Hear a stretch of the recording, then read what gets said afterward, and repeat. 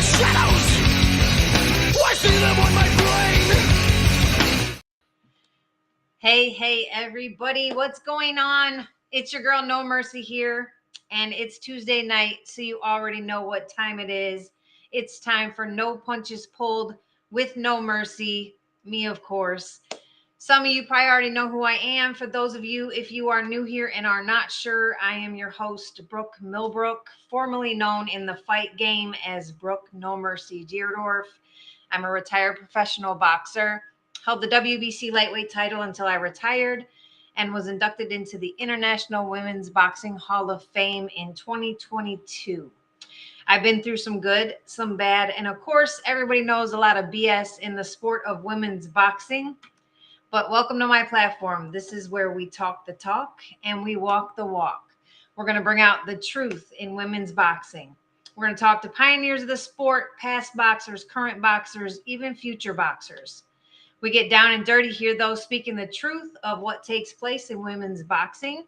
So you don't want to miss a single show. So please make sure you guys are liking, sharing, and subscribing so you don't miss any Tuesday nights here with me.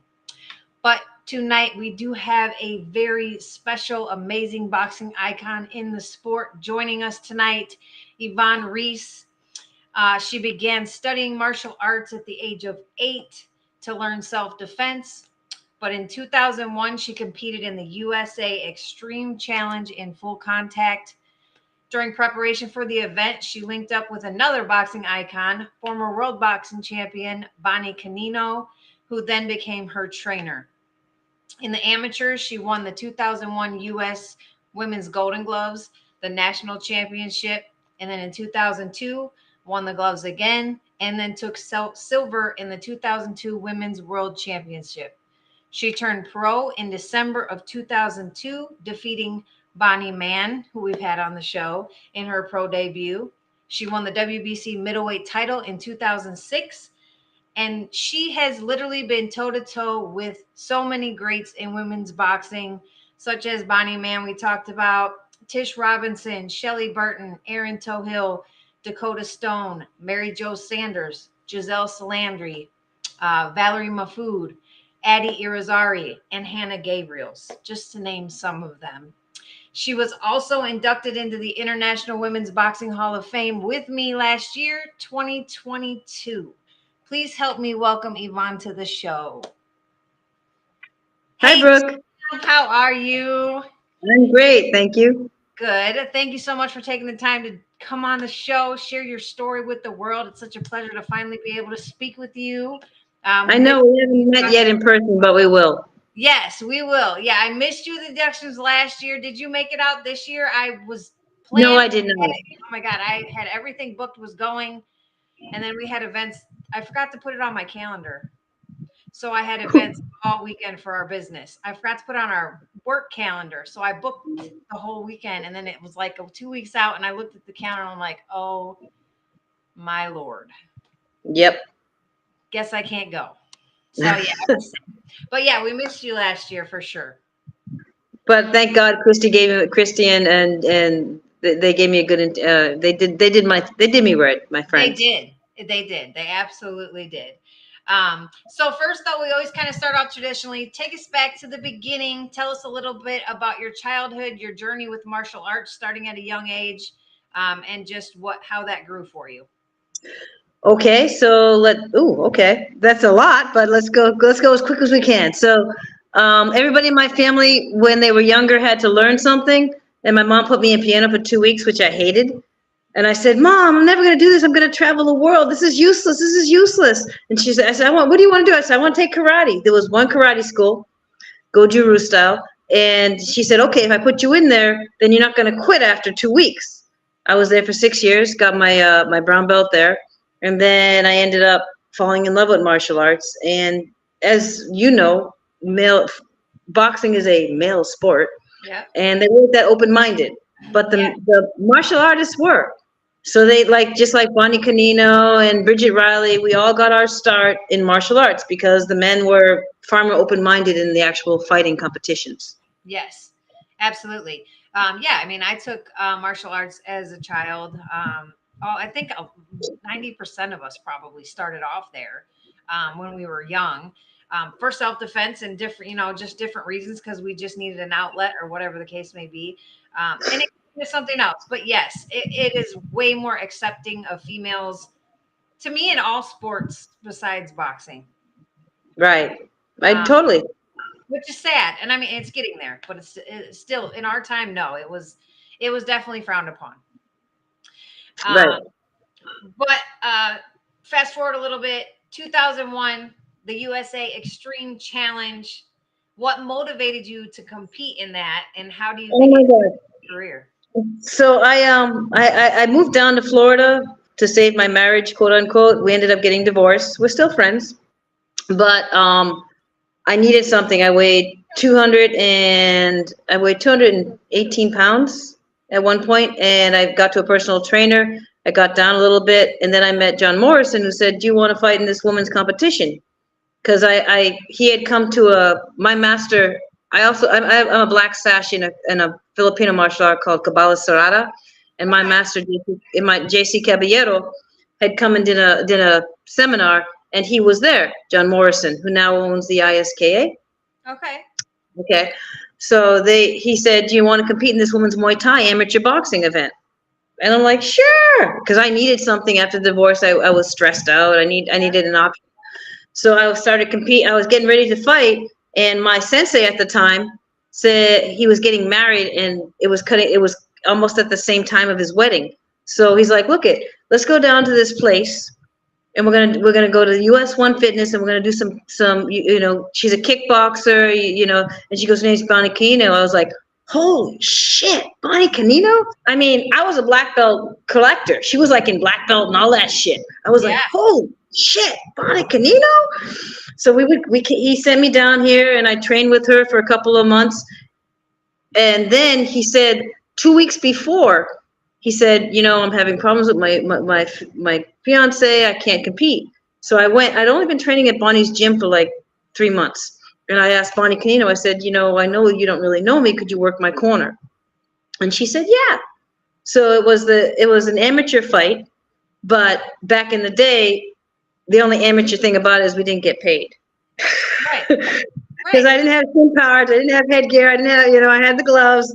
Kind of like pros. Right? Basically. So I did my shit. So I was it was the first women's amateur Muay Thai fight here.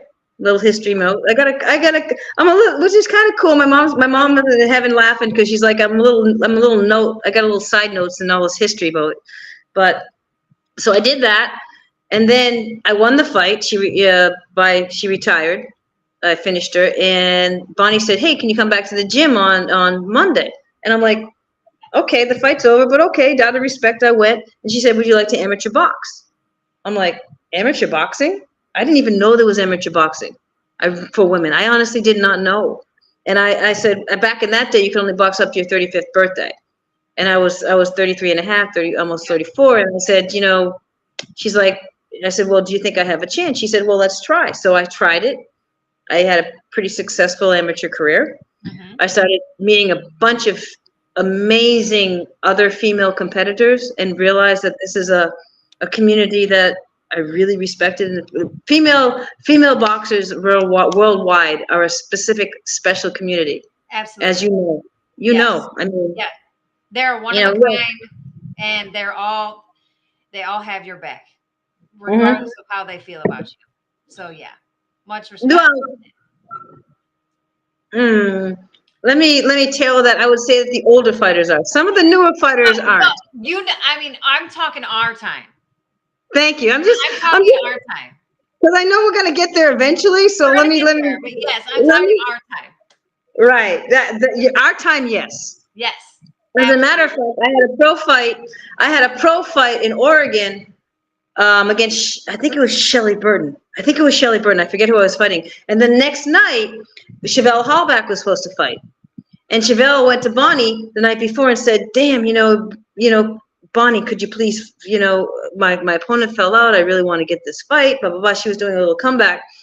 So Bonnie, who was working my corner that night, the night before, she had like basketball shirts. She's like, okay, Chevelle. I mean, like we did, you wanted to promote women's boxing. Yeah. Whether or not you won or lost, it was about the fight. It was about elevating the sport of women's boxing. Yeah. Well, the next night, Bonnie's fighting Chevelle Hallback. I lose to Shelly. Oh, that was fucked up. So Bonnie, I'm sorry, I dropped the F-bomb. I didn't mean to. It's fine. Bonnie's It's fine. yelling at me Keep off. going. All right, so the night before, when Bonnie's like, throw an uppercut, and all my years of martial art training, I throw the uppercut and chamber my backhand. Oh. I go boom instead of boom. This is like, I'm like, boom. I'm like, Because this martial art fucked me up. Instinct. So I went down on the ground. I lost that fight. And the next night, Bonnie's fighting Chevelle, trying to save this fight for Chevelle. And I'm working Bonnie's corner, and Bonnie hadn't trained for it or nothing because she was not, So I'm like, I'm working the corner. I'm like, Bonnie. First round comes in. I'm like, Bonnie, you need to throw more. She goes, I know. I'm like, here's some water. I'm like, what the fuck am I gonna say to her? What am I gonna tell her that she doesn't already know? I'm like, the next round, I was like, okay, look, you're not getting hurt. You're not losing the fight. You're gonna lose this fight, but you might want to try to throw some more. She goes, I know, but I just can't. I said, I know. So she ended up losing that fight, but it wasn't about the fight. It was about the opportunity to get women in the venue on TV for people to see it. Yeah. And that's what our society was about. We were about promoting the sport. Yeah, everybody. Yeah. Right. Whether I like you or not, I'm still gonna help you out, and then I'll kick your ass later. Thank you. Yep. Exactly. Exactly. So though training with Bonnie, tell us like what was the most valuable lesson? I mean, I know y'all still to get like trained together and do all that, but what's the most valuable lesson that you feel she taught you about boxing? That all fighting relates, because there are only so many ways you can punch and kick somebody. There's only so many ways you can punch somebody. There's only so many blocks. There's only so many angles. Yeah. Now my Kabbalah Serrata, my knife sticks fighting style that I'm a guru at, that helps me too because it's a 45-degree angle. But when she said that, and she always concentrated on focusing on the center line. Yeah. And that's something we just had Don Wilson at our gym last week, and that's like the first thing that he started. Oh man, you got to fight this, work on the center line. And Bonnie's like, yes, Don Wilson backs me up.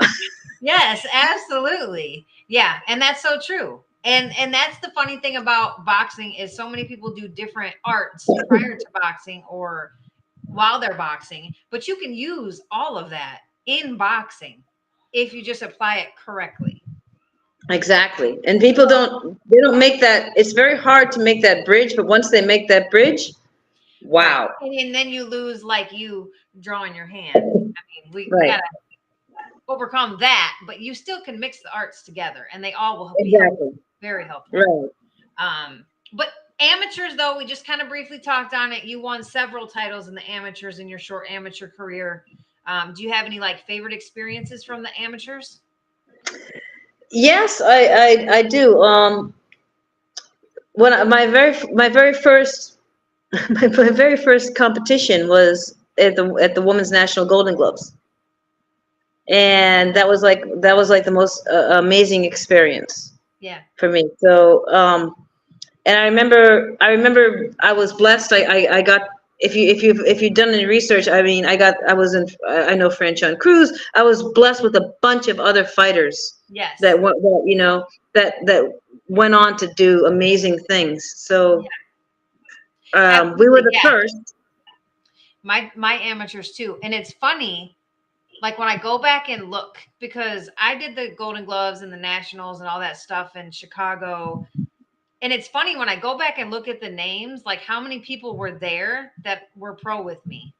And I didn't realize that they were at the tournament with me until like later on when I started knowing them and their names and when they were pro and like they were being talked about. And I'm like, that name kind of sounds familiar. And I look back and I'm like, well, geez, they were with me at the tournament.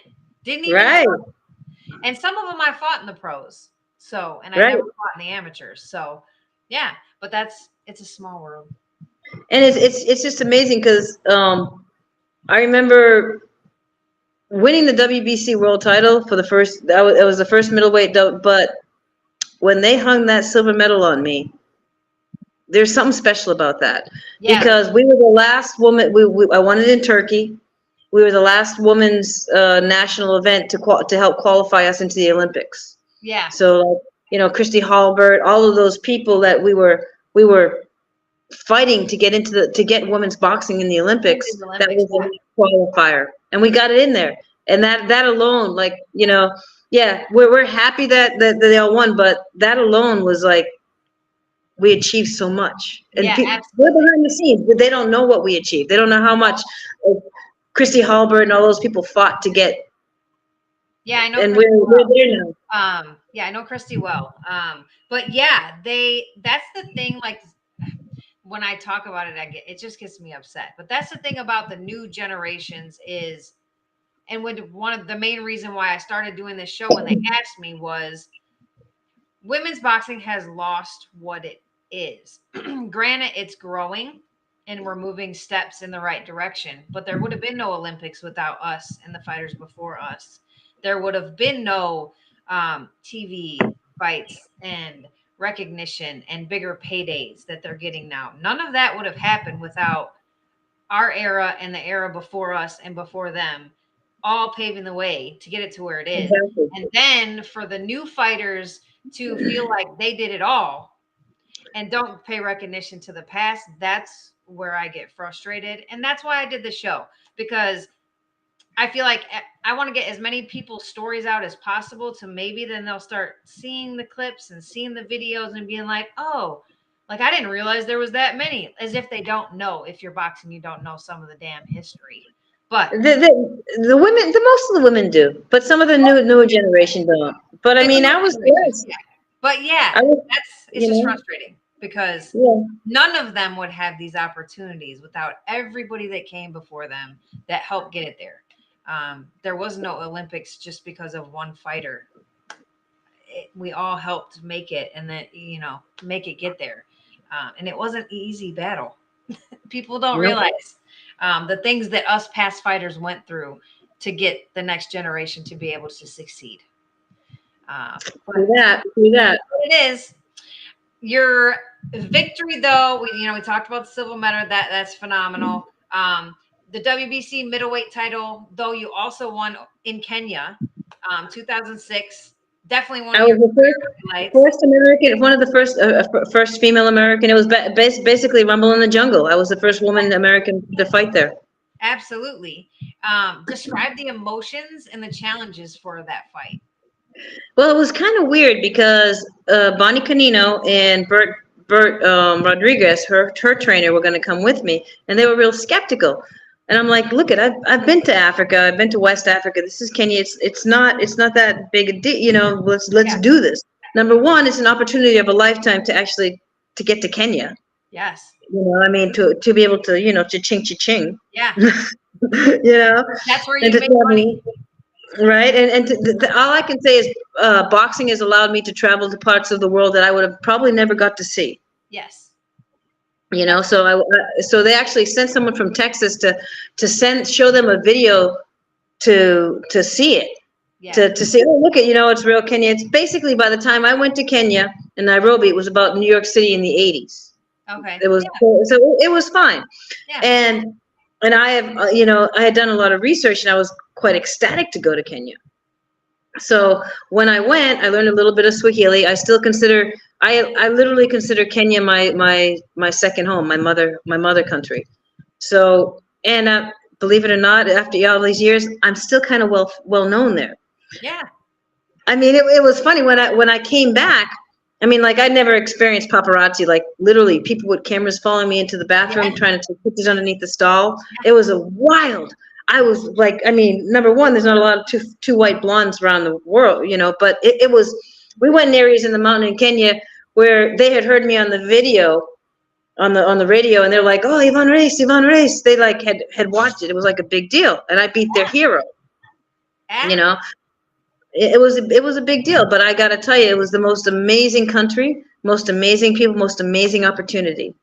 Yeah. And to this day, I consider it the best, and I kind of laugh because, they're like, oh, do you know Kalisha Shields? It's like, of course I know Kalisha. She's been to our gym. I've spotted her a few times.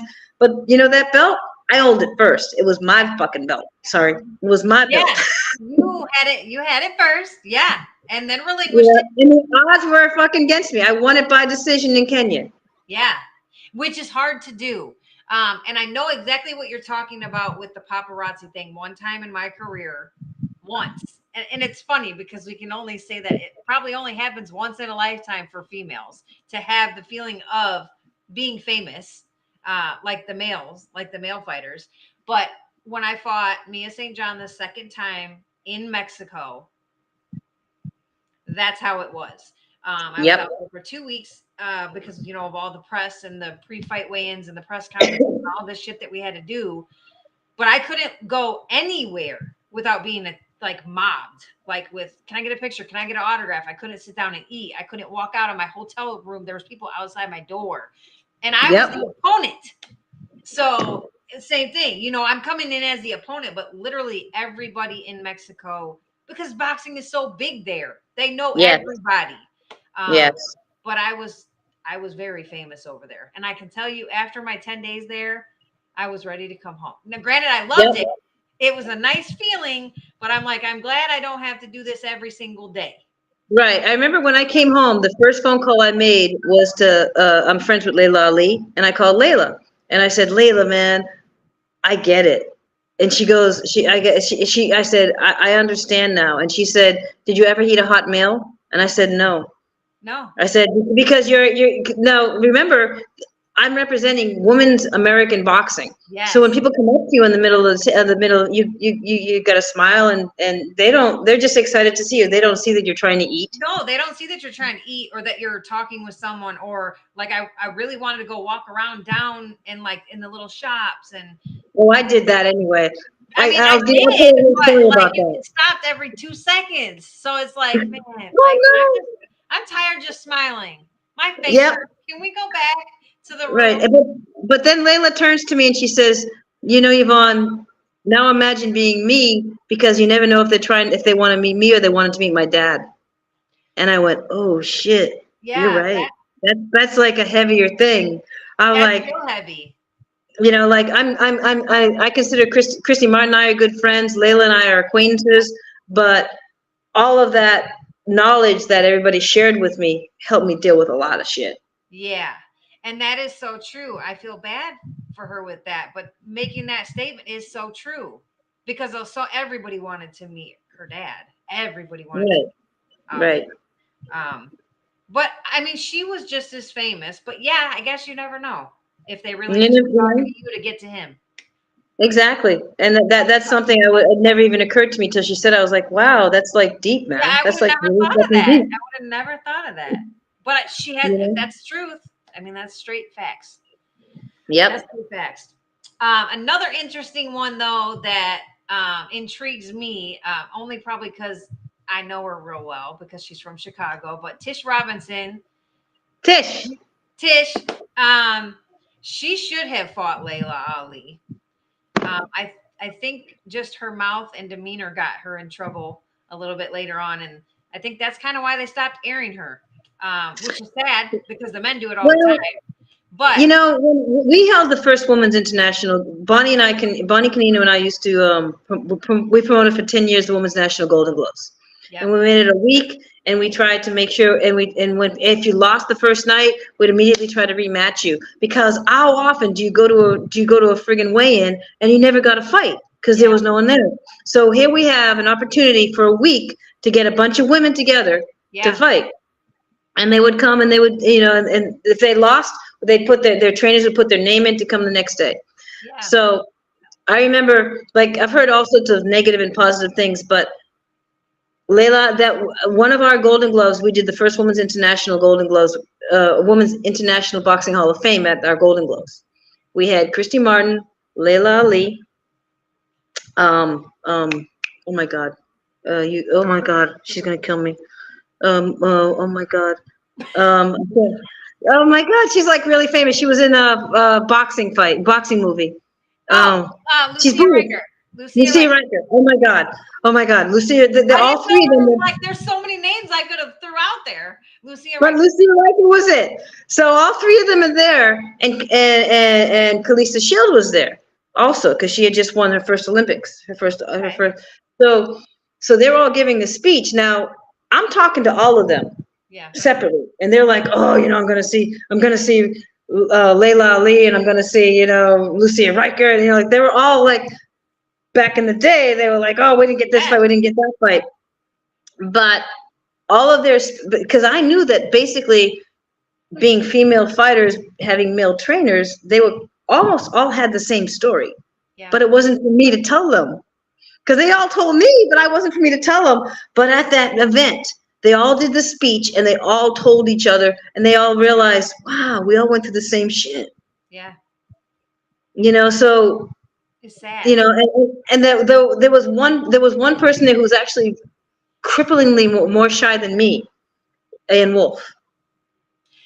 I get that from the vibe from her, which I never would have pictured. But as long as I've been following her on social media, and I've talked to her a few times on social media and stuff, but yeah, she seems real, like just down to earth, quiet, shy. But like that was fighting.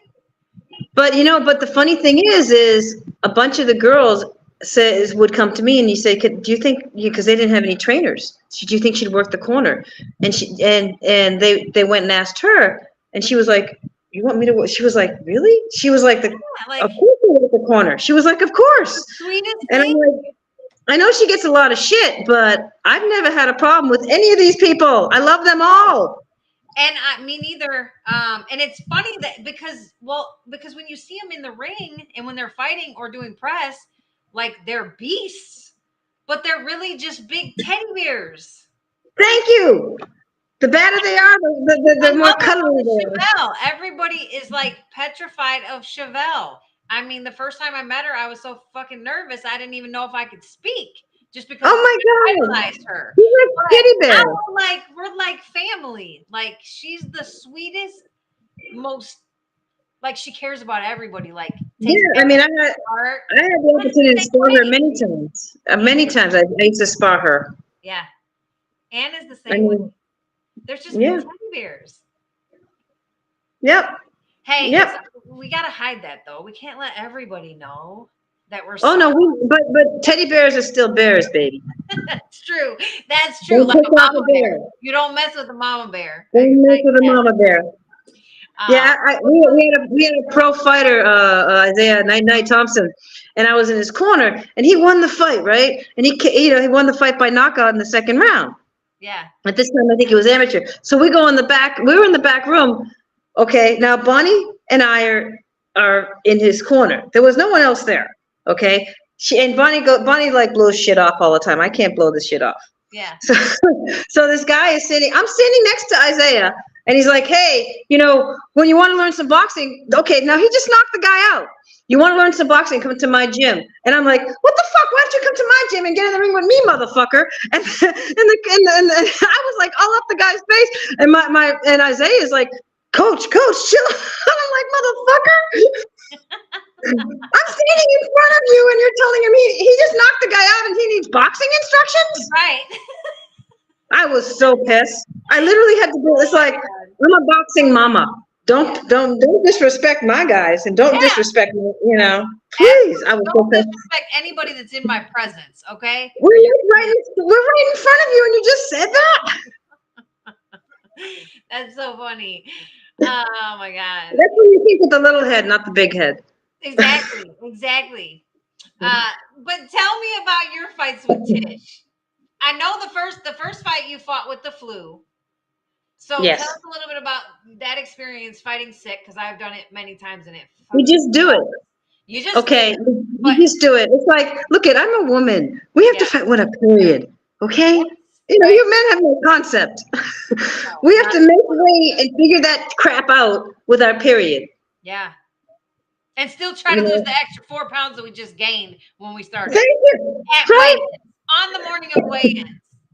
Yep. People have no clue what, it's like these women make it. Yeah.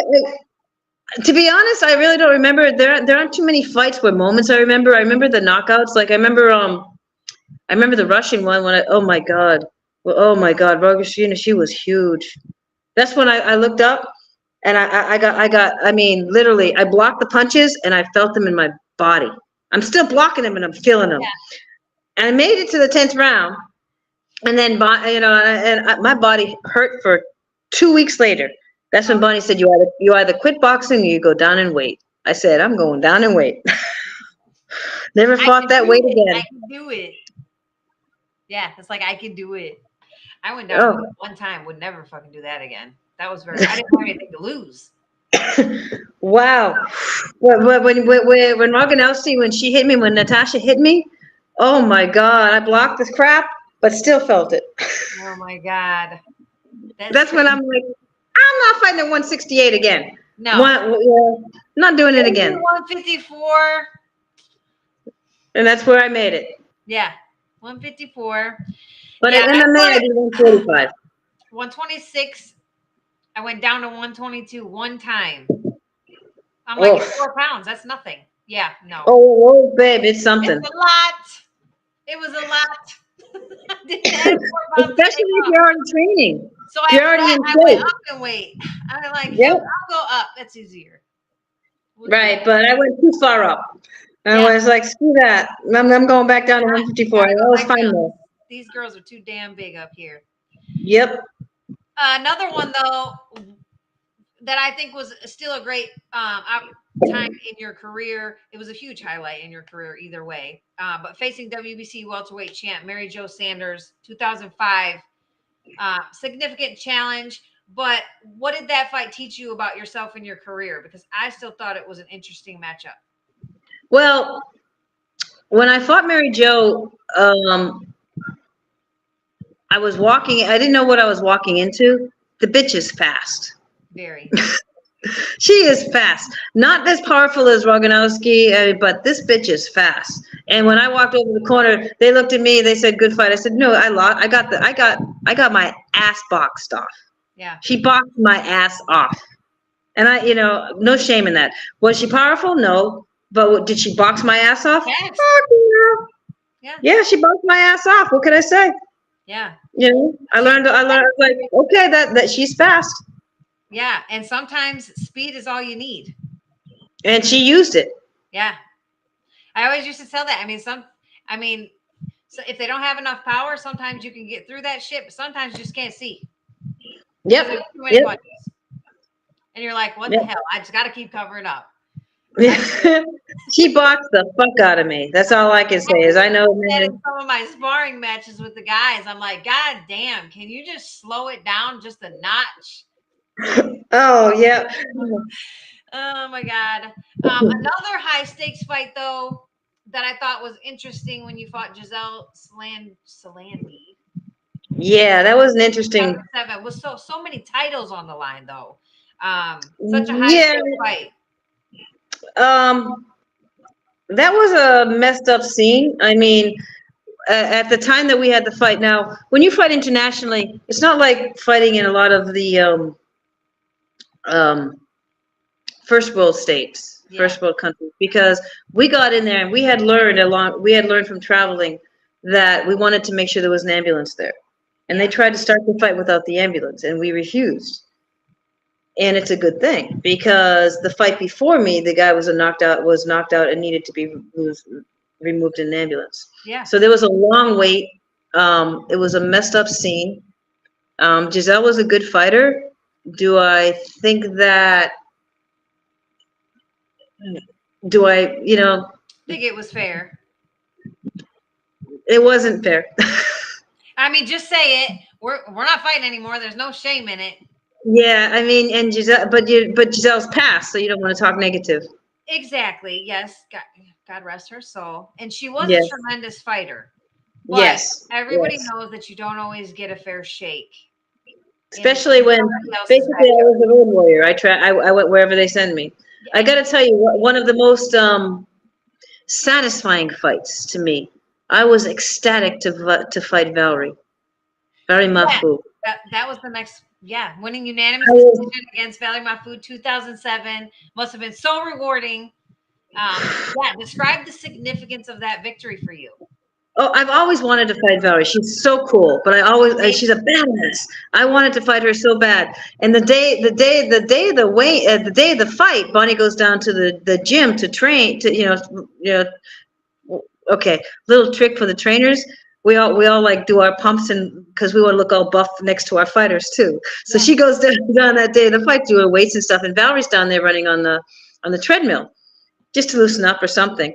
And Valerie goes, "Oh, Bonnie, I studied you because I know she's gonna fight just like you." So we're going, "Oh shit, we're in trouble." Right. But I gotta tell you, get another game plan.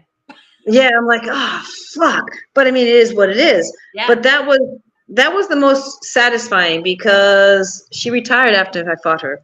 Yeah. And I was like, "Wow, I just retired Valerie Mafu." Yeah. And Yeah. she's phenomenal. So Monkey It's tough as fucking nails. Tough as nails. And that was one of my most satisfying fights. I got to tell you, no one ever really talks about it, but oh my god, I mean, it was Valerie fucking Mafu. I know, and I met her at the inductions last year. She's so phenomenal person as well. They all are. And yes, people don't get it, but they all are. But yeah, I mean, huge. She's another iconic. Let me tell you a cool little story. I was here at the gym, and Bonnie's really good friends with Barbara Buttrick, who was a boxing Hall of Fame, one of the first ever boxing anyway. Yeah. She's her boxing grandmother, really. So Barbara was here, and Nicole Adams was here. Nicole Adams was doing a training camp. Nicole is so cool. So Nicole Adams was training here for a training camp, and Nicole goes to me, pulls me over. She goes, Yvonne. Well, Barbara's talking to Bonnie. She goes, "Do you think I could get a picture with Barbara Buttrick?"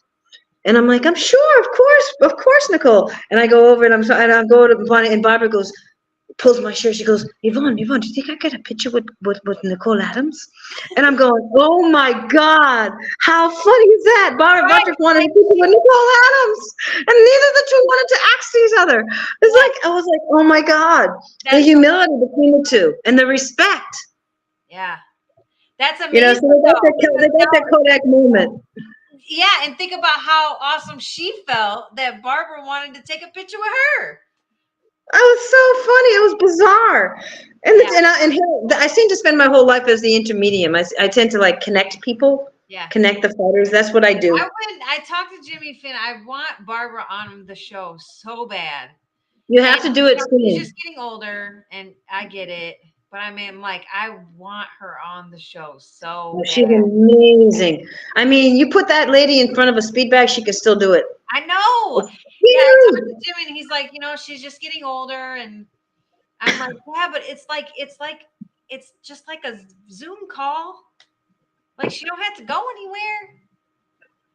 So I'm gonna keep working on that one. But I'll hit Jimmy up too. I'll actually hit Barbara's daughter up. She lives here.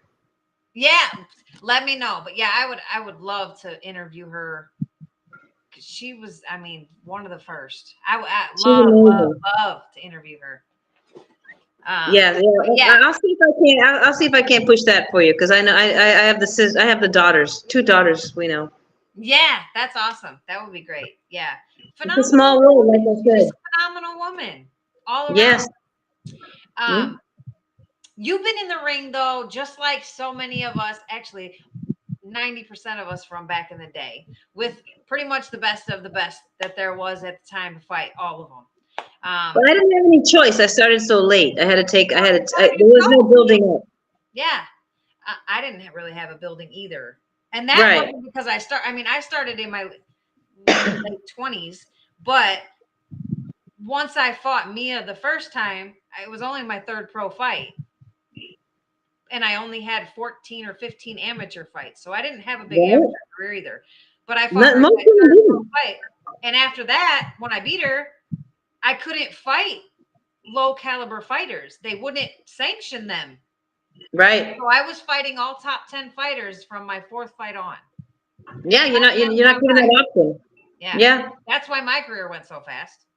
Because I didn't have a choice. After I beat her, they're like, "Well, you fought me." So I was a replacement Yeah. fighter. Like it's not like the men's boxing scene where you build up the careers. No, there was no. You couldn't do that. No, No. we didn't have that. We didn't have that option. No And opportunity for that. we took whatever And we we could get. wanted the best, though. We wanted the best. True, and I don't see that now. I mean, now we're finally getting the money. Like Bonnie and I are going up to the Serrano fight this Yeah. weekend. Yeah, that's interesting matchup there. I don't know why, but I don't know much about her opponent. Like, Neither do I. heard much about her opponent. No, it's not about the opponent. It's about the minute. But I don't think it's going to go the full distance. I don't think so either. Simply for and I mean, I'm not gonna say I don't take anything away from any fighter. Good night, baby. Love you. I don't take anything away from any fighter, whether I know them or don't know them. Everybody has a chance, but I don't see it going the distance either. And I guess just mainly because I know nothing about this girl. I hadn't even heard her name until they said she was fighting her. Exactly. Which and we kind of know that. We kind of know the weight division. Sometimes those ones will surprise you, but not very often. But still, great moment for women. But another thing about that is they're not the first females to fight 3-minute rounds. No, I fought 2 3-minute fights. I remember I fought Nikki Epilon, and that was a messed up fight. But when I fought Nikki Epilon, I was told in the locker room, oh, it's 3 minutes. I'm like, okay. We're like, we didn't know it was 3 minutes, but that's okay. Yeah. And we were the swing belt. So they had the Joe Louis Center until midnight, and we were the swing belt. And then all of a sudden, we weren't going to fight anymore. They cut my hand wraps off. They said, okay, you're going to get paid anyway, blah, blah, blah. They cut my hand wraps off. Then the commissioner comes in and says, she's in the ring right now. If you don't get in the ring, we're going to sanction you. I was like, what the?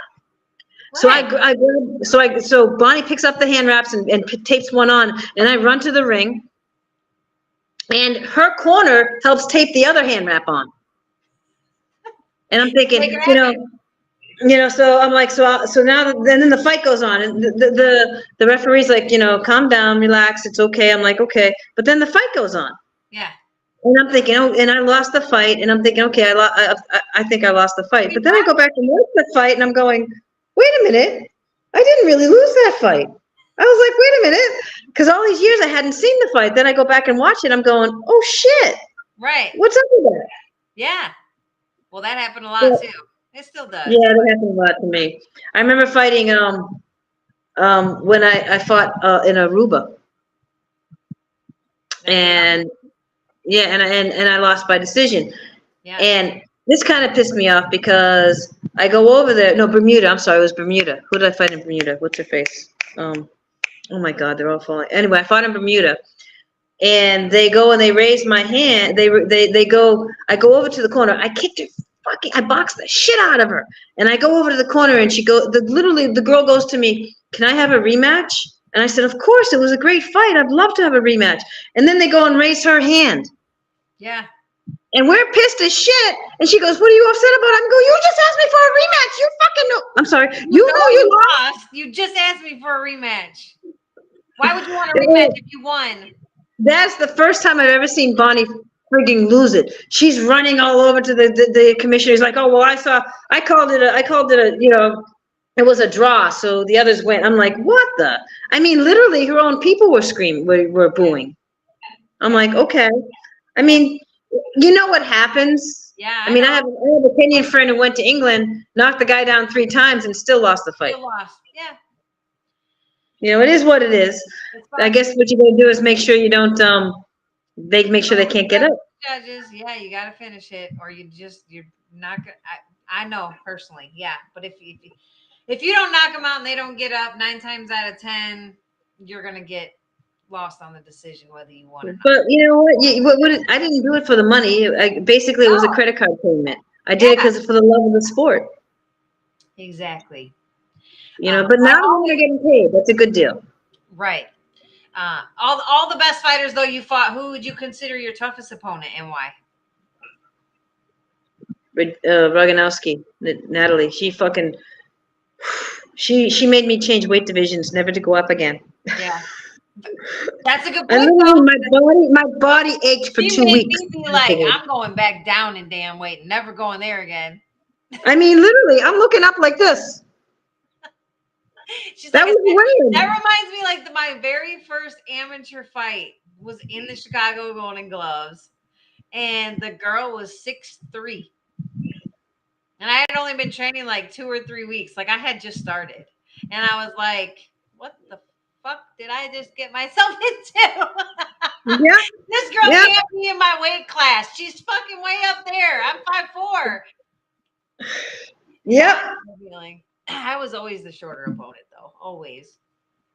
Another though, like special moment for me. So I always like to hear how everybody took the news. But tell us about the special phone call you received from Sue Fox, telling you that you were being inducted into the International Women's Boxing Hall of Fame and what that meant to you. Oh, come on. I mean, to be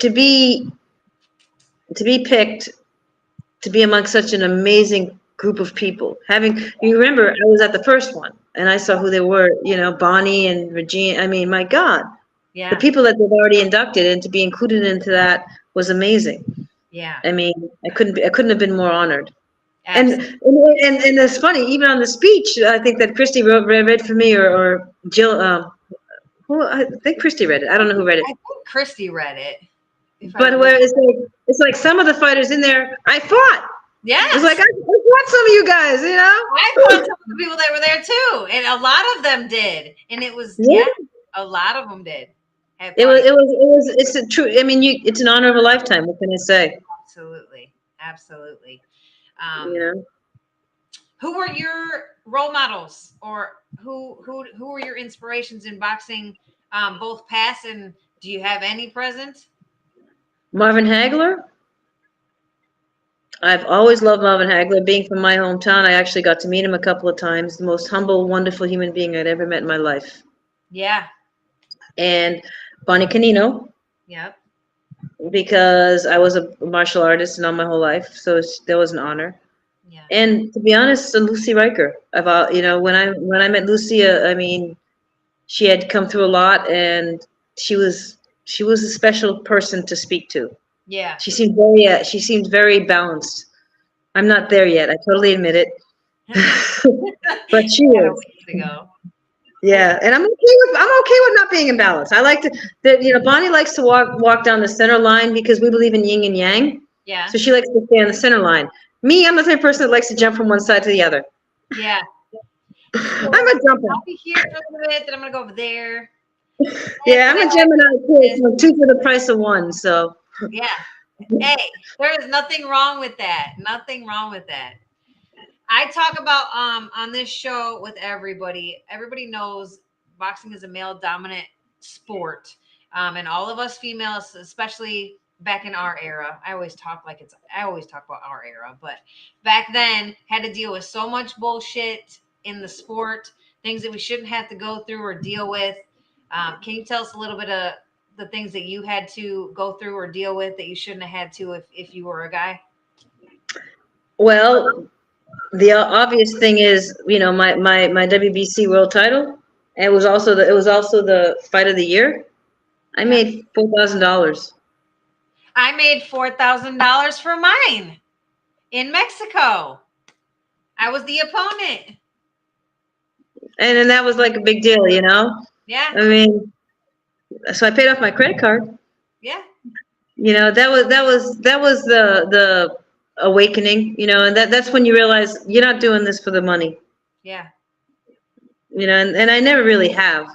Maybe that's to my detriment. Maybe I should have. I never did it for the money either. I just did it for the love of the sport. Most people did back then because there was very few people that even got a $10,000 payday, let alone what they're making today. I mean, I never made more than $4,000.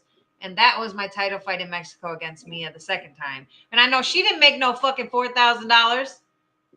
Nope. But hey, nope. I got the fucking belt, so there you go. And sometimes, so yeah. I mean, look, I know Mia. Mia's doing some real positive shit now with her life. Don't get me wrong, I love Mia to death. I'm not, that's no disrespect to her. No, I know. She We got got the her same money. shit. She got her money. Yep. Uh, Yep. And we know what that's about. It is who it is. Yeah, some do and some don't. That's And just how it rolls. it's like also back in the day, I don't really know if it's so much now.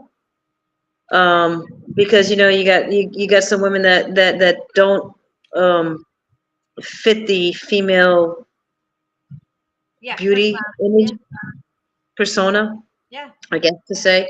But back in the day, Mia did, and it was more acceptable to have and hey, no disrespect, she made the most of it. yeah, Wouldn't we all? yeah. I mean, you You did know, what you had to do to get a few extra dollars. Bridget Riley, beautiful lady, did a Yeah. lot, Hey, it is what it is. Mailboxes do it, They so do. it is what it is. It is what it is. Well, we always talk about too, boxing is not just a physical sport. It's also very mental and emotional, especially for women in the sport since it's so male dominating. How did you balance the aspects in your career of the emotional and physical, mental? How did you balance that? I actually, having been a martial artist, I found it pretty easy Yeah. because I train in a boxing gym we have a lot of males here, and none of them, the males here, it's like they don't mind training with us because they don't need the testosterone. They already got that. Yeah. They need the thinking. Yeah. It's like big head, little head. Yeah. And they teach you that stuff in martial arts, which is another phenomenal thing about martial arts is they teach you all of that. Yes. Not just the fighting part, they teach you the mental part, the emotional part, the breathing, the technique, like all of that. So that's another. And that's the thing that I think we have an advantage of, us older generation of fighters. Absolutely. But personally, I think that there's some really good younger generation fighters here, and I think that some of us we just need to step out of the way and get our boxing high from training. Like I get my high from training my fighters. I'm a boxing mama. I don't care how old you are. You're 32 years old, I'm your mama. Yeah, absolutely. And I get my high. And like I said, we had 3 fighters here, and I will tell you, I truly, truly appreciate the mixed striking styles. Like the last amateur fight, we had boxing, Muay Thai, and kickboxing. Yeah, I thought that was very interesting. Why I like that is because people that come to the Muay Thai, they look at the boxing and go, "Damn, that's pretty good." So you just built in someone that may not go see a boxing fight. You just increase that fan base, and vice versa. Yes, absolutely. I have been to one fight show that was like that. It was amateur and pro mix, but they had all different styles. And it was interesting because I have watched some styles that I had never watched before, but they were interesting. And who knows, you might fall in love with the fighter. Like we had on this show, we had 2 boxers, and some of the MMA the Muay Thai guys were like, they fell in love with our 132 or Moises. They're like, oh my God, he's so good. Yeah. So now we know when it helps build a fan base for when they go pro, you need a fan base because, I don't care how good a fighter you are. If you don't sell friggin' tickets, you're not going to get the fight. No, you're not. Especially in the beginning. Yeah, that's a fact. You got to. So speaking of the female fighters of today versus back in our era, what do you think of the difference between our era versus today? Ooh, I have to be politically correct. Whatever you want to say. No punching with no mercy. Come on now. I would say that the female fighters now are more infected, not influenced, I say infected by the male boxing mentality. They only want to take I only want the short fight. They don't want the challenges anymore. Right. Look I'm going to this event because it's an event, but you just said it. You'd never heard of her opponent. I haven't never heard of her. Like I've literally never heard her name before. And so we're going to this historic fight, and maybe it would be better if we had an opponent that we had heard of. Yeah. But I would love to see the rematch with her and Katie Taylor. I would I'm trying to think of, there's another, I really want to see the one I really, really want to see her rematch. I mean, her and Katie Taylor would be another phenomenal fight. But What was the girl she fought right after Katie Taylor? oh, it wasn't Cameron. It was wasn't Cameron. Was it Bombach? No. No. Oh Oh, that's shit. taken away She from was me. Mexican, I think. Right, right. Oh my gosh. The I know fight you was talking about. fucking phenomenal. Like Amanda got Right. cut, like, and I thought it was really close, really, really close fight. That's the fight I want to see again. Right. The girl So didn't stop punching the whole fight. Like, the right. girl So just punched the whole fucking time. we've been infected by the male mentality of protecting your fighter to get that one big paycheck. Yeah. And that's not going to help our situation. No, it's not. No. I mean, You know, I'm excited for her. I'm happy we need for to her. fight the fights. Yeah. And I'm super excited for her for getting this and Of being course. successful as she is. But I do want to see, I can't think of that freaking Michael, tell me the name of the girl Amanda fought. Mexican Google it, fighter baby. I'm on my a couple phone. fights ago, where they literally went toe to toe the whole freaking time, and the girl didn't stop punching at all, like the whole What's her fucking name, fight. man? Like she was Just like a busy. Oh, I yes, remember. Yeah. she was landing like hard ass Inside, punches. outside. Yeah. She was a badass. But So she's a Mexican fighter. I've never seen yes, bad Mexican fighters. that's the fight I want to see again because it was so fucking good. Right. So that's the one thing that I don't like about the fighters of today.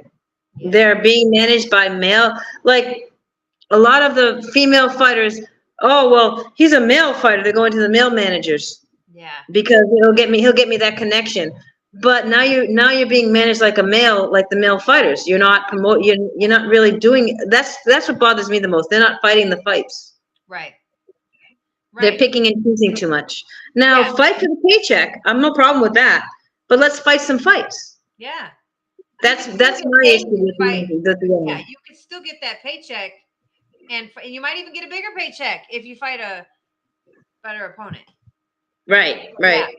That's the one thing that really bothers me about the new generation. Generation, yeah. But I don't really blame the new generation. I blame the people that are handling them. Yes, they're handlers, they're managers, they're promoters, the people And that their are, training. yeah, they're trainers, the people putting on the shows, all of them. They all Yeah. go together. That's why I never had none of that. That's why Yep. I mean, even when we Bonnie manages, we manage, she manages some pros, but we tell them everything. We show them because we know we're not going to be alive there. He found the guy's name. yes, The girl's name. I don't know how you say that. Yimalith Mercado. Mercado. Thank you. Jim Elise Yes. Mercado. Yeah, Mercado. That was a great fight. Phenomenal Badass fight. bitch. And Yes. I want to see, yes, thank you. I want to see Yeah. that fight again. Thank you, Michael. Yeah, I'm going to post that. I want a rematch between those two. Yeah, that's. I mean, we're going to see the first 3 2-minute rounds, Fighting? What's her name? but it's not going to go. It's not going to go 12 rounds. I I'm don't think so sorry. either. 8 So technically, it's, yeah, it was. She fought. I think she fought Katie Taylor, and then she fought her. I think, and then she fought Heather Hardy. right, Heather. Fighting. Heather, another kickboxer, wonderful lady. Yes, I just had her on the show last week. Yep. Phenomenal interview. But yes, that's the one I want to see. I wouldn't mind seeing her and Katie Taylor fight again. I thought that was a very good fight. That was a good fight. I really, really fucking want to see her and Mercado fight again. That would be a good 12-round fight. That would have been that would have been huge if that was this fight. You were about ready to say that should have. It should have. Yeah, you checked yourself, but that should have been the opponent. It should have been this fight. That would have been fireworks. I mean, no disrespect to this opponent. No, I just don't know about her, and she might be phenomenal. But Serrano's giving her a great opportunity. Yeah. And to be honest, Michael, why will we never see that? We all need to post about it and blow the shit up on social media then, because I want to see that fight again. That could happen. It could happen. Amanda would fight her again. I don't see why she would turn down any opponent. She's getting paid for all of them. And to be honest, I mean, just Jake Paul and Logan, I mean, look everybody gets upset about them. They're like, oh, well, they're not real fighters. It's like, excuse me, I know the fight game. You're giving them shit, but how many people that are 10-0 male fighters have bought fights anyway? So why are you giving these guys shit? And thank God, look at people are talking about boxing now. Look what they're doing. They're talking about it. The women, granted, who got paid? Who's getting paid? But there's even though it's only a select few of them, the ones that they're working with, but his fights that he's putting on, they're making over $1 million fucking as females. Thank you. That's unheard of. And they're the main events. And we're talking about boxing again. We weren't talking about it. We were talking about MMA fighters. We were not talking about boxing anymore. But so hate them or love them, it doesn't matter. It don't matter. They're doing good for the sport right now. Thank you. And he's done great for female sports. Yes, great for female sports. And he's putting on some great shows. Isn't he? Fights on there. Yeah, and I think they're gonna be there. They're gonna be at the Serrano show, both of them, Jake and Paul. Yeah, Jake and Logan. Yeah, they both will be there for sure. Back to you. What do you hope to be remembered for most after your time? Wow, that's deep. Okay. Wasn't prepared for that one. Thought I was prepared for all of this shit. Sorry. You're never prepared. That I tried to advance it. Okay. That's it. Yeah. That's it. And you did. Thank you. And hopefully I still am. I'm behind the corners, but women trainers, we deserve respect too. Absolutely. Liza Olson, there's so many. I mean, the list goes on and on of female. Actually, Christy's got a guy on the same card that does this fight. Yes, she does. Is it Hernandez? Aguilera. Yes. He's a good fighter. Yeah, absolutely.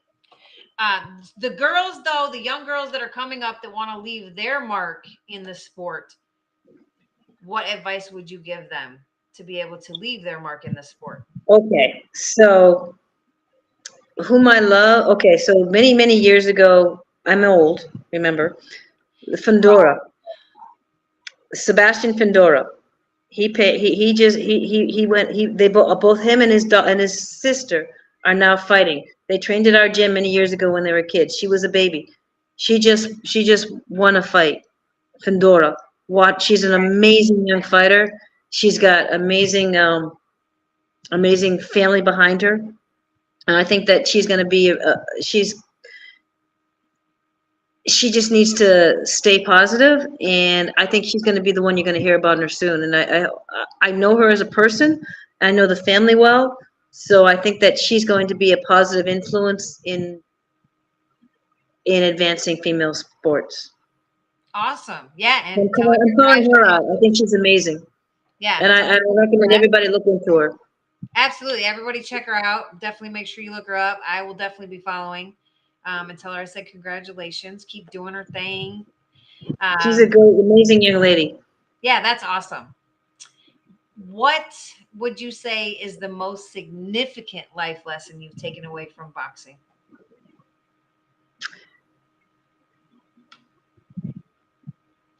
Boxing represents life.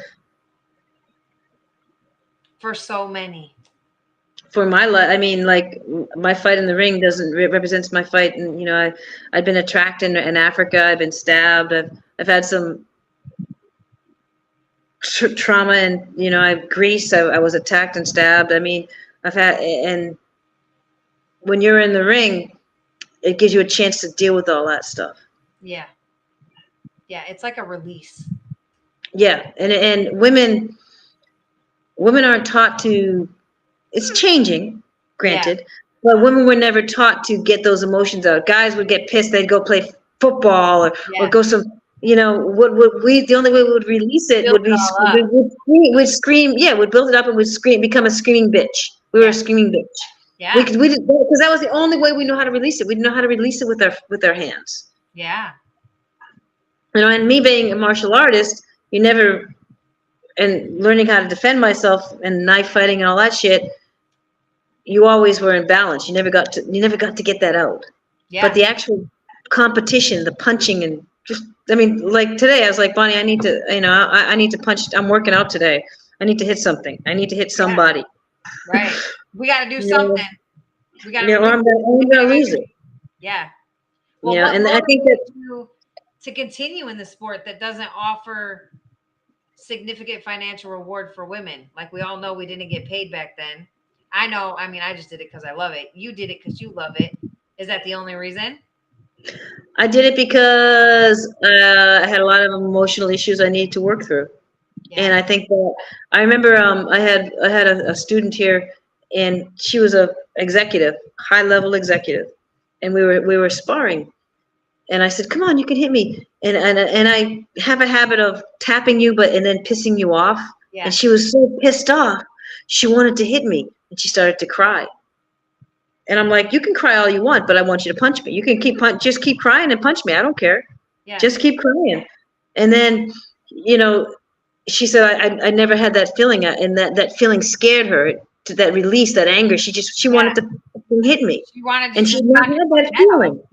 Yeah. Yeah, and she hadn't had that feeling. And I'm like, that's the feel. That's okay. Yeah. Let it out. And now she's like a mother, and she's like happy. But at the time, that was an emotion that how many women weren't used to dealing with that as like, I just want to hit you shit.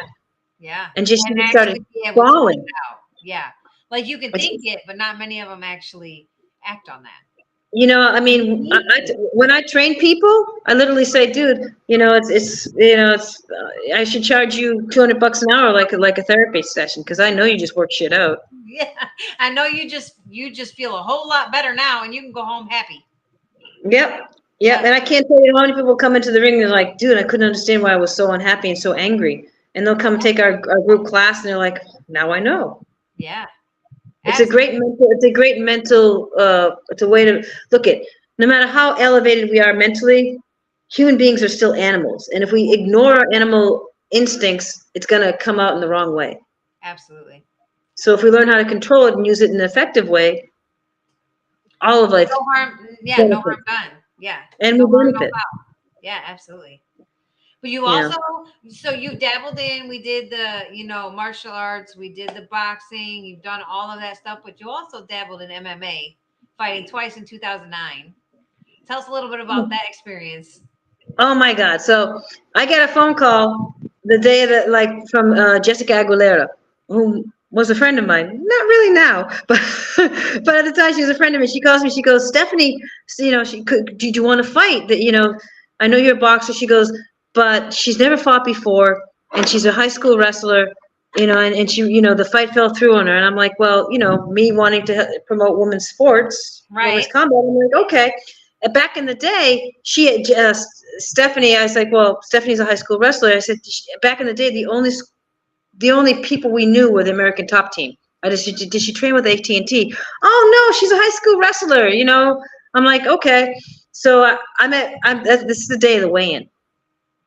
So I go to my boss. I said, hey, Richard, I got to go lose 5 pounds. I mean, he's like, I got to fight tomorrow. He's like, are you serious? I was like, well, what the hell? I'm trying to save, again, we're doing it for women's, I don't even, it was a whole messed up thing. So I say yes. And I go, you can Google it. I laugh, I crack all the time. I crack up because I go, okay, so she didn't train with AT&T. Come to find out, I walk in the ring, I look all badass. My entrance is bad. I make 145, never been that low before. I make 145, I'm badass walking into the ring. She walks in, and Jessica's behind her, and all American Top Team, and I'm going, oh shit, I just got set up. Yeah. I'm like, oh shit. Okay. So I'm like, well, I'm here now. It is what it is. So the fight starts, boom, I run, and you can Google the shit. And I eat a knee, and I'm out, boom, I'm out before I hit the canvas. I'm laying on my back. I look up at, I finally open my eyes. I look up at Doc Hill, Richard, God rest his soul, he's passed. I said, what happened, Doc? He goes, look up. And I'm looking at the monitor. I was like, ooh, I ate a knee. Ooh, I ate a knee. It's like, so, I mean, I loved it. The first time I fought MMA, it was weird because they said do something, And in boxing, what do? You let go. Yeah. Yeah, well, I did that and got hit. I'm like, oh shit, I didn't know about that. So I was like, Different. yeah, it's totally different, but it was okay. I mean, look I took the fights last minute. I have no problems that I did it. I tasted it. Yeah. I still call it ghetto wrestling. Yeah. Ghetto I mean, because wrestling. It's basically, literally, it's just fucking street fighting. no, but it's ghetto wrestling because like we're in the street now. Look I'm old school. I'm gonna knock your ass down and make your ass get up. But only in the ghetto do you go into the ground and bang the shit out of them on the ground. Yeah. You know, and I'm okay with it. Don't get me wrong; it's still a valid sport. But let's call it what it is. You know, let's just call it what it is. It's ghetto wrestling. I like to make them stand up. And make them to the point where I like to break. You can either break their body or break their soul. I want to break their soul. Yeah. I want them to quit. Yeah, absolutely. Facts. Yeah. Well, I guess that's just a little devil in me. Yeah. Listen, Michael says, in a move nobody expected, Taylor moved up to 140 to challenge undisputed champion Chantel Cameron, which I did not think was a good move when she did it. I thought it was a bad move. I still feel like, though, and Michael, I think I've talked to you about this before, I still feel like something was wrong with Taylor that night. I don't know if she was sick. She could have had the flu or could have been sick, but she was fucking off from the ring walk. Like, she wasn't. Yeah, that's true. She was not herself. Like, her movement was slow. She didn't throw half as many punches as she normally throws. She just looked fucking off. So I don't know if it was, sometimes that one fight and it's just too many. I don't know if it was that or if she was sick or injured or what the case may be and still fought. Or she had a period, dude. Could have been a period. Who the fuck knows? Yeah, but she was definitely off. I mean, you never know. Yeah. Cameron was too good and too strong, retaining her belts with the solid 10 round. Yeah, she did. I'm not even going to say she didn't win because she did, but there was something off. But she did win. Faces Heather Hardy in a rematch on August 5th. Had expected to face Taylor by the end of the year. They were supposed to rematch. I don't know exactly why that fell through. However, Taylor is exercising an immediate rematch clause to face Cameron in the second half of the year. Yes, I do think that they should fight again because Katie was off. Yes. And you know what? It's a good it's a good audience. Like, people want to see it. Serrano, yeah. You got to put fights on that people want to see. And to increase our sport, you have to put fights on people want to see. Absolutely. Serrano doesn't like Taylor's chances in the second fight. In a move nobody expected. Okay, so yeah, I get it, Michael. This is why we won't see it. I get it.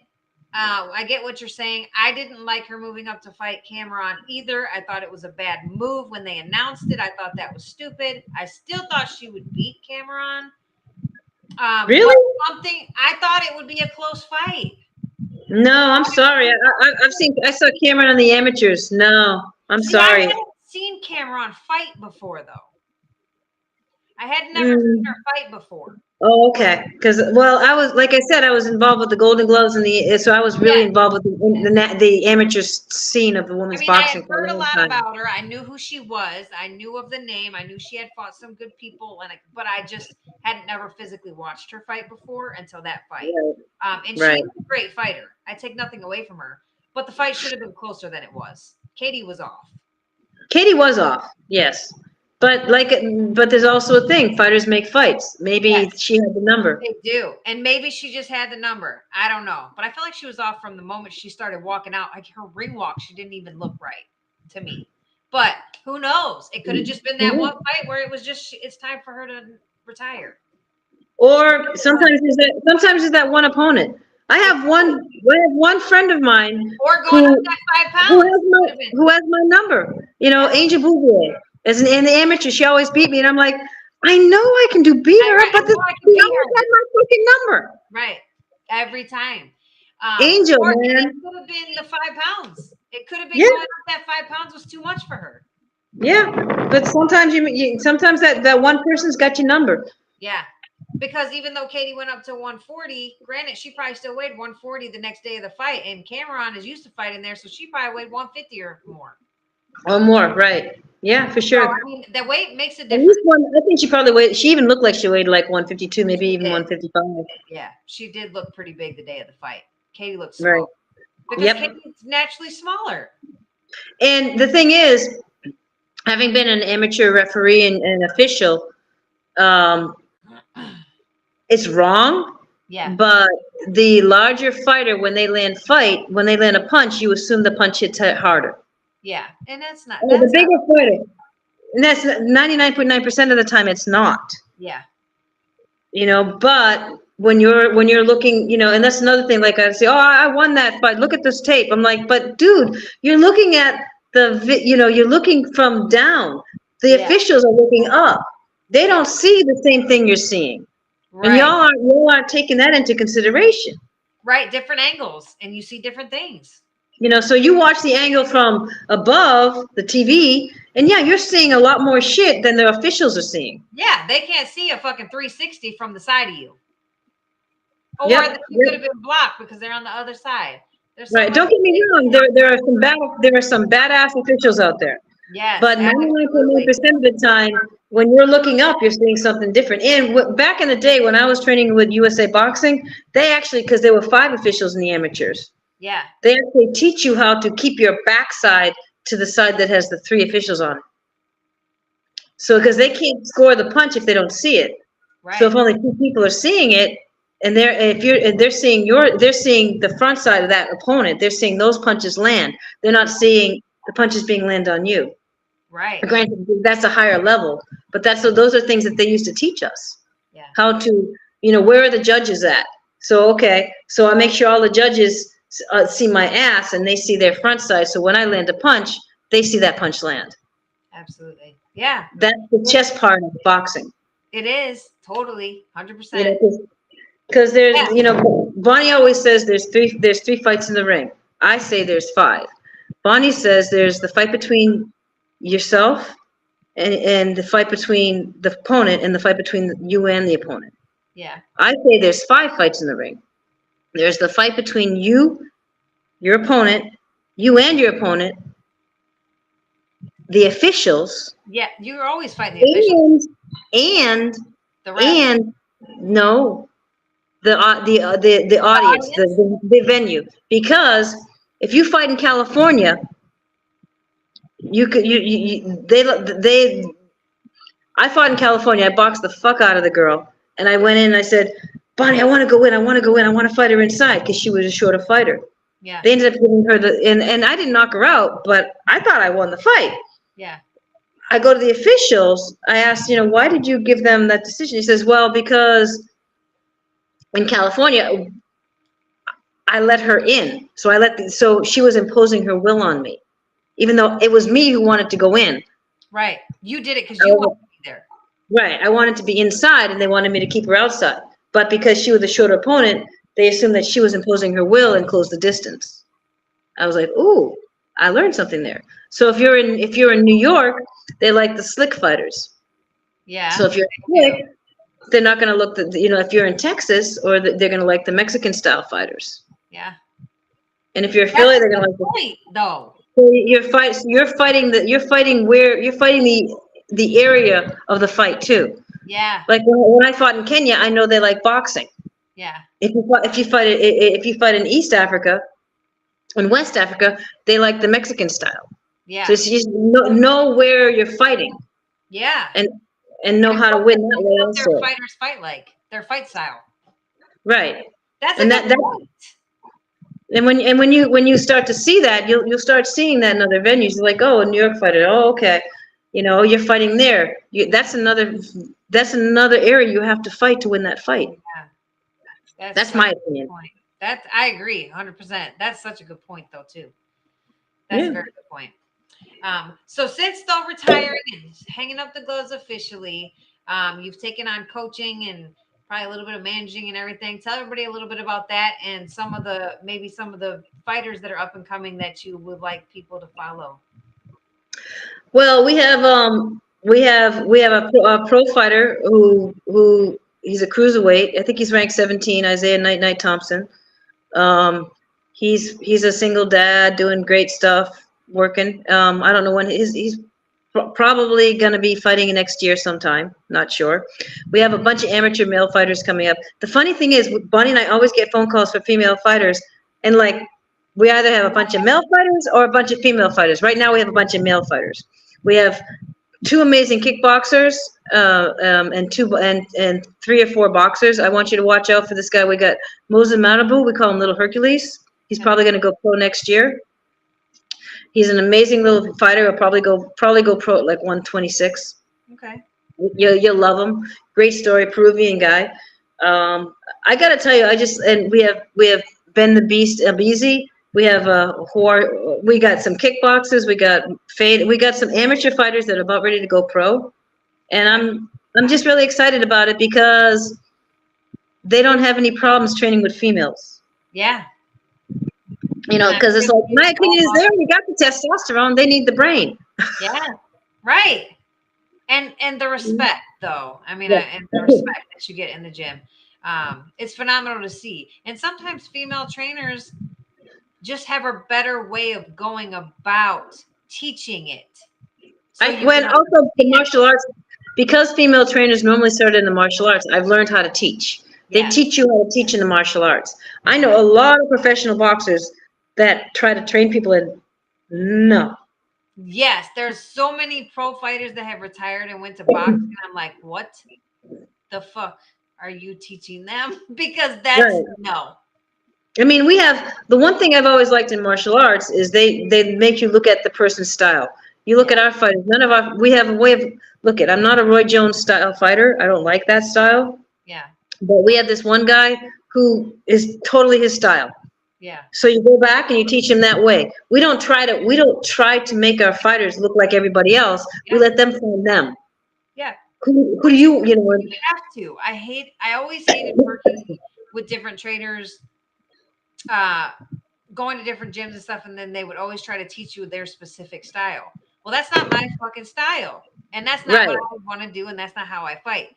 So it was great, like with my husband and stuff, like he just knew what kind of fighter I was. So when I slowly went with just him training, things got so much easier because I didn't have to fight the trainer trying to get me to fight a specific way that I wasn't comfortable fighting.